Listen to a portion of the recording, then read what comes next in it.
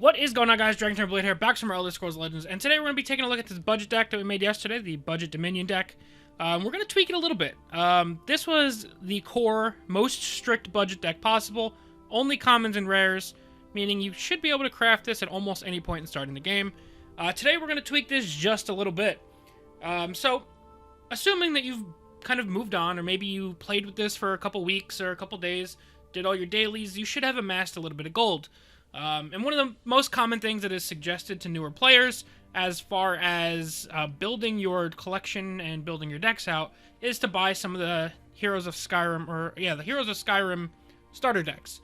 And the most common one that most people suggest, being that is probably almost indefinitely the best one, is Ancano's Cunning. That is the Assassin deck, and part of it is it's 500 gold, so it's very cheap, and you are guaranteed to get Ancano, which is already worth 500 gold on your own, and you get a host of other cards, including some cards that this deck runs. I have the deck list over here, so that's what I'm looking at. Things like the Lightning Bolts, if you didn't already have them, the Mystic Dragons are in here, some Ward Crafters, the Harpies, Fire Bolts. So there's a lot of cards that if you don't already have them, Ancano's Cunning could provide them if you were able to save up the coins. But we're going to say, in a theoretical world, you save up 500 gold playing this incredibly strict budget version, and you purchase Ancano's Cunning, and we're not really going to take many cards from that deck. Most of the cards you can kind of leave there, or we're already using.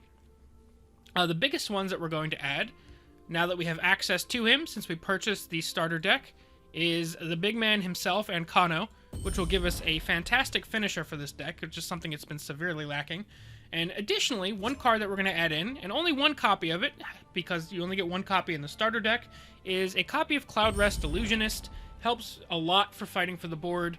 It's just a really good card in general. And to make room for those cards, we are going to have to make some cuts. So I think we are going to cut one Renowned Instructor, possibly even two Renowned Instructors. But let's go one Renowned Instructor and one Cool Law Keeper for now to keep us at the 75 card range. The other thing that I wanted to do today, before we get into playing some games with the slightly tweaked deck, theoretically, you could also purchase Brynjolf's Heist, which is, I think, also an Assassin's deck. Yeah.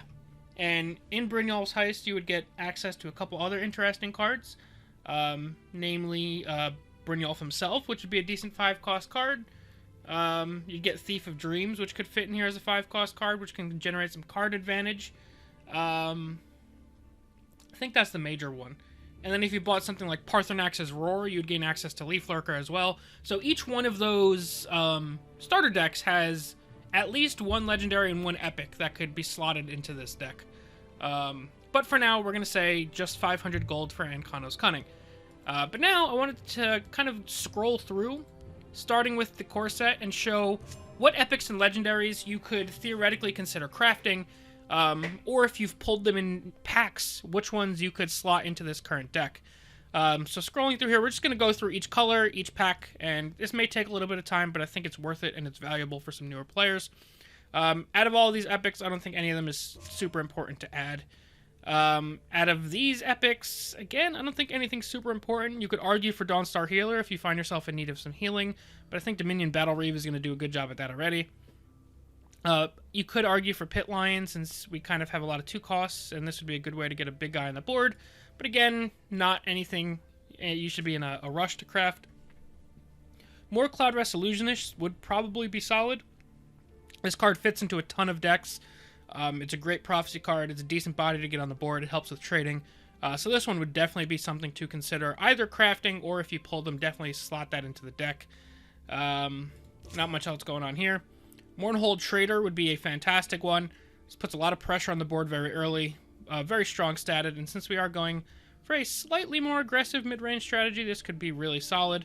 Moonlight Wereback could be decent if you wanted to tech yourself towards prophecies, and it would just kind of give you stuff more on the right side of the curve. It's not the greatest prophecy, and it's not that great as a 4-drop either, so I wouldn't prioritize this, but if you happen to pull a full set of them, I would say don't craft it, but if you have them, you could probably fit them into the deck.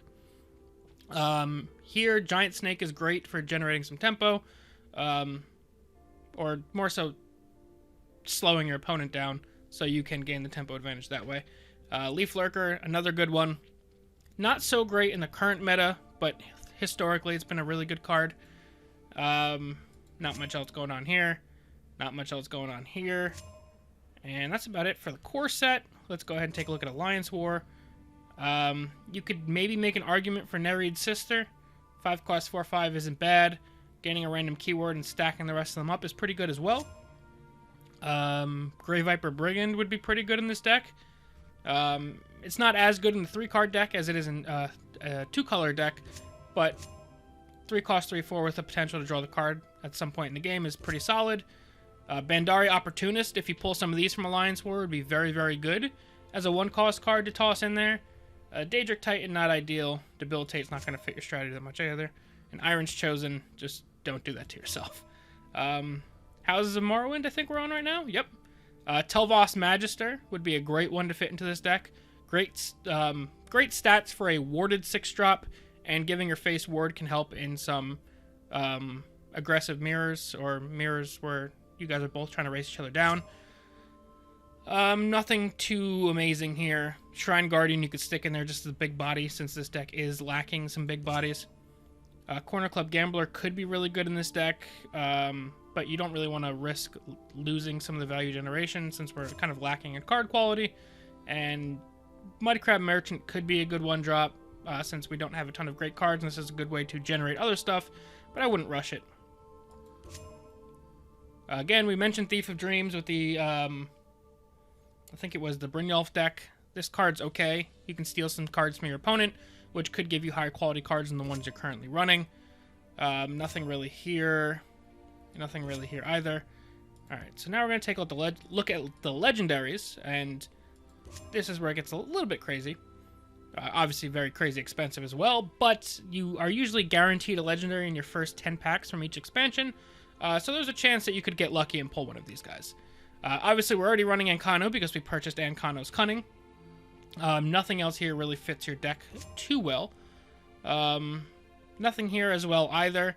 You could make an argument potentially for Undying Dragon if you pull one, just being a quality creature with decent stats. Same thing with Lydia if you're running into a lot of aggro, but I wouldn't craft any of these guys. Just if you have them, there's something you could slot in. Out of these cards, again, if you happen to purchase Brynjolf's Heist, I think Brynjolf could fit pretty well as a 5-drop in here. That's really the only one that I would put anything behind from Skyrim. Now on to Morrowind. Morrowind-wise, if you pull in an Amherst Keeper, this is another one I would consider running. You could possibly even replace Vanis's Scribe with an Amherst Keeper if you were to pull them. The Heirloom Greatsword could be huge for you. Mighty Conjuring, only consider running it, A, if you have them, and B, if you have enough other better cards in the deck to where you can consistently hit 5 attack. Otherwise, I would leave it out. Vivek, if you have one of these guys, could be fantastic. 5 cost 5/5 is pretty good, and 8 cost 10/10 where you can't lose is amazing, obviously. So this guy fits in really well. Morag Tong Aspirant could be decent. It's just a pretty well-statted 1-drop that can kind of stick on the board really well, which is kind of right into this deck strategy. Nothing else is super fantastic here. On to Alliance War. Taking a look at the legendaries here. I wouldn't really run any of these besides potentially Abner Tharn. You kind of want your 6-drops to do more, but in a world where you can't really be picky because we don't have many 6-drops, you could run Abner Tharn. Varen could be really, really good. He's basically got a 5-cost card's worth of stats on a 4-cost body, and a really good ability if you're going up against aggro, so Varen could fit into this deck very well if you happen to pull him. Sai Sahan, not bad either.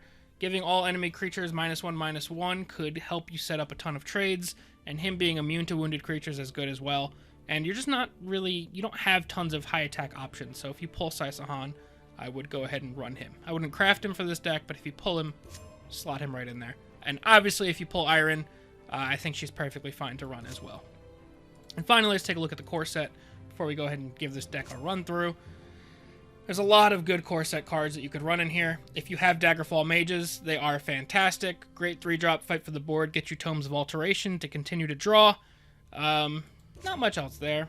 Dawnbreaker, absolutely fantastic in any deck that can run yellow. Hofengar Marauder would be a good one as well, since most of the time you're going to be going face with this deck. Getting random items is a great way to kind of push that extra damage on the board, and this card demands an answer. Marok is a little too slow for this kind of deck. Agility, you got a couple options. Unglim, always amazing. The Assassin Cycle, 1 cost 3/3s with lethal are really, really good. Tazcad kind of could be the twin to Ancano's final bit of reach. Having Ancano and Tazcad in your deck as finishers, obviously very, very good. And then all of these cards would be great. Iron, Anasi, and Baron Zaya are all fantastic. All of these are worth crafting at one point or another. Anasi and Iron are probably, I don't know, they're all good in their own way, so I wouldn't say which one is the best or better than the others to craft. But if you pull them, definitely run them, and I would put them on your crafting to-do list, because almost any deck that has these colors runs these cards. And that's about it as far as cards that we would run, or that you could potentially look into crafting. I think we're in a pretty good spot here. Are there any last-second changes that I'd like to make to the deck before we get going today? I don't think so. I think we'll just run with those 2 changes put in there. 2, 1. Alrighty, guys, let's hop into a game with this deck. Sorry for that awkward transition pause thing. I was looking through some of the other cards to see if there's anything else I wanted to add to the deck. Things like Lurking Crocodile for a 3/2 Prophecy. But ultimately, we didn't make any changes. I didn't think it was very quality discussion that I was doing. I just was looking through the card list. But we're going to get 1 game with this deck today. We've already played 2 yesterday, so I feel like we already have a decent chunk of games in. But I wanted to have a follow-up to talk about how to upgrade it, make some light upgrades, and then kind of just start playing with the deck. Playing against Empire. They have a lot of turn 1 plays. Marked Man, Scouting Patrol. Take your pick, really. Unglim. We'll see what Lion King has for us.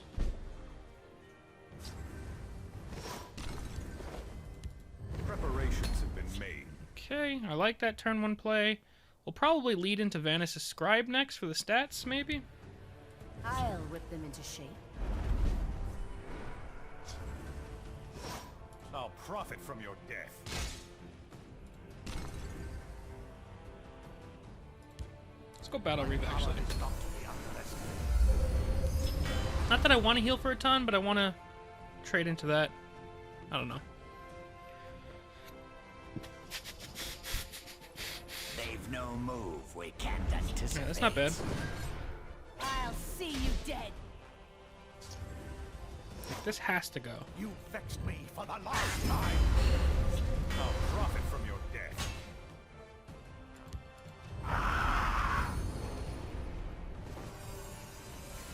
This is... I could pull him out of there, actually. Let's do that. I was going to say, the only time Assassin's Beetle is ever going to be good is pulling Lightning Bolt from our hand, or the 1 Cloud Rust Illusionist. Now we have that Lightning Bolt to play. Any deck that's running Indorol Mastermind, especially post-nerf, is something that's probably trying to be either a combo deck or slightly slower, although he's looking pretty fast with all these cards.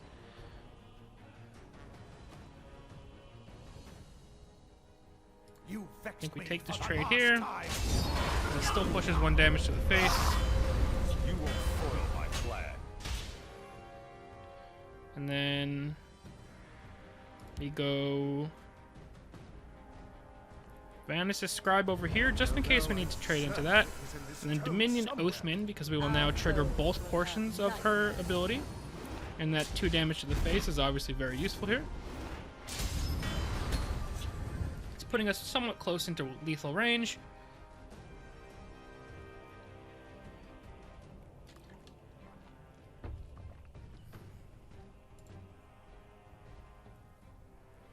It's got 5 Magicka to work with. So if he swings twice and plays Debilitate, he can almost wipe our board. So predictable. Ah, Khajiit likes these. Take out the 4 attack guy.